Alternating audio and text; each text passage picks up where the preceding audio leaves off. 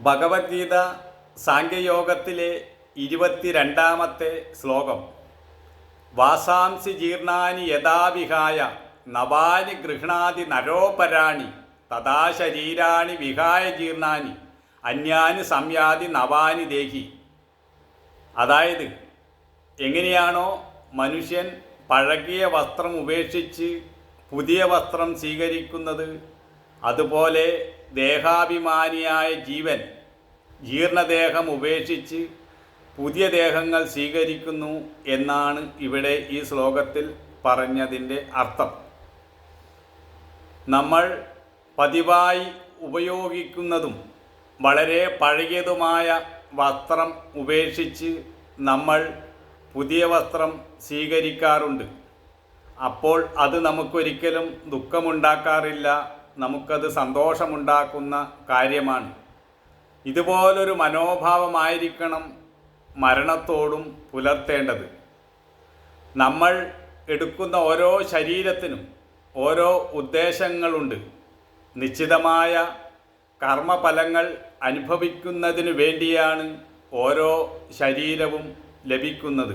അതിനെയാണ് പ്രാരബ്ധ കർമ്മങ്ങൾ എന്ന് പറയാറ്. ആ പ്രാരബ്ധ കർമ്മം അനുഭവിച്ച് തീരുമ്പോൾ ഈ ശരീരം വീഴും, അല്ലെങ്കിൽ മരണം സംഭവിക്കും. പിന്നെ ഇപ്പോഴത്തെ കർമ്മഫലത്തെ കൂടി ചേർത്ത് അതുകൂടി അനുഭവിക്കാൻ വേണ്ടി മറ്റൊരു ശരീരം ലഭിക്കും. ഇങ്ങനെ ജനനവും മരണവും തുടർന്നു കൊണ്ടേയിരിക്കും. എവിടെ ജനനമുണ്ടോ അവിടെ മരണവുമുണ്ട്, എവിടെ പോകുന്നുണ്ടോ അവിടെ മടങ്ങി വരവുമുണ്ട്. തുടർച്ചയായ ഈ പരിവർത്തനങ്ങൾക്കെല്ലാം പിറകിൽ ജനിക്കാത്തതും മരിക്കാത്തതുമായ ഒരു ഉണ്മയുണ്ട്. അതാണ് നമ്മുടെ എല്ലാവരുടെയും അസ്തിത്വം. എല്ലാ രൂപങ്ങൾക്കും പിറകിലുള്ള അരൂപമായ സത്യമാണ് ആത്മാവ്. എന്നാൽ ആ ആത്മാവിനെക്കുറിച്ച് നമുക്ക് യാതൊരു അനുഭവവുമില്ല. അതുകൊണ്ട് തന്നെ നമുക്ക് ജനന മരണങ്ങളും അനുഭവപ്പെടുന്നു. നമുക്കെപ്പോഴും അനുഭവപ്പെടുന്നത് ഞാൻ ശരീരമാണ് എന്ന ബോധമാണ്. നമുക്ക് നമ്മുടെ ശരീരത്തോടുള്ള താതാത്മ്യം അത്ര അപാരമായ അഗാധമാണ്. അതുകൊണ്ട് തന്നെ നമുക്ക് ആത്മാവാണ് ഞാനെന്ന ബോധം ഉണ്ടാകുന്നില്ല. എന്നാൽ കൃഷ്ണനിവിടെ അർജുനനോട് പറയുന്നത് ശരീരമെന്നത് ഒരു വസ്ത്രം പോലെ നമുക്ക് അന്യമായ വസ്തുവാണ് എന്നാണ്. എന്നാൽ ദേഹത്തെയും ദേഹിയെയും വേർതിരിച്ചറിയാൻ കഴിയാത്തിടത്തോളം പഴകിയതും ജീർണിച്ചതുമായ വസ്ത്രം മാറ്റുന്നത് പോലെയാണ് മരണം എന്ന തത്വത്തെ നമുക്ക് മനസ്സിലാക്കുക നന്നേ പ്രയാസം തന്നെയാണ്. എന്നാൽ സത്യത്തെ അറിഞ്ഞവർക്ക് ജനനത്തെക്കുറിച്ചും മരണത്തെക്കുറിച്ചും ആത്മാവിനെക്കുറിച്ചും അവരുടെ അന്തർദൃഷ്ടിയിൽ അറിയുവാൻ കഴിയും.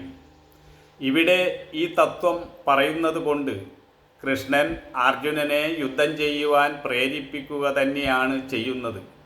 അർജുനന് ഇവരെല്ലാം മരിക്കുമല്ലോ എന്ന ഭയം കാരണമാണ് യുദ്ധം ചെയ്യാൻ കഴിയാത്തത്. ആ ഭയത്തിൽ നിന്നും അർജുനനെ ഉയർത്തുവാൻ വേണ്ടിയാണ് യുദ്ധക്കളത്തിൽ ഈ തത്വം കൃഷ്ണൻ പറയുന്നത്. മരണത്തെക്കുറിച്ച് അങ്ങനെ ഭയപ്പെടേണ്ട ആവശ്യമില്ല, പഴയ വസ്ത്രം മാറ്റുന്നത് പോലെ ഉള്ളൂ എന്ന തത്വം പറയുന്നത്.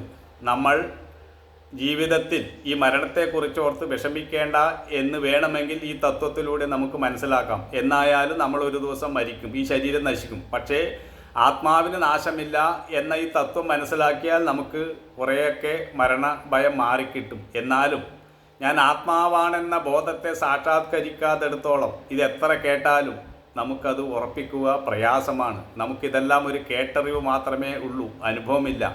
അനുഭവമില്ലാത്തിടത്തോളം ഇത് എത്ര തന്നെ കേട്ടാലും നമുക്കത് ബോധിക്കണമെന്നില്ല. പക്ഷേ ഈ ശ്ലോകത്തിൻ്റെ അർത്ഥം ഇതാണ്. നിരന്തരമായ തപസ്വാധ്യായത്തിൽ മുഴുകുന്ന ഒരാൾക്ക് ചിലപ്പോൾ ഈ ബോധത്തിൽ എത്തിക്കഴിഞ്ഞേക്കാം. എന്നാൽ മാനവജന്മത്തിൻ്റെ ഉദ്ദേശം ഞാൻ ജനിക്കാത്തതും മരിക്കാത്തതുമായ ആത്മാവ് ആണെന്ന ബോധത്തെ സാക്ഷാത്കരിക്കുക എന്നത് തന്നെയാണ്.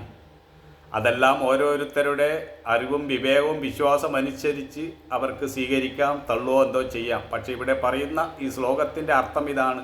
ജീവന് മരണമില്ല, അത് നിത്യനാണ്, മുക്തനാണ് എന്ന തത്വത്തെയാണ് ഈ ശ്ലോകത്തിലൂടെ ഇവിടെ ബോധിപ്പിക്കുന്നത്. ഇനിയും മുന്നോട്ട് പോകുമ്പോൾ നമുക്ക് കൂടുതൽ മനസ്സിലാക്കാൻ കഴിയും.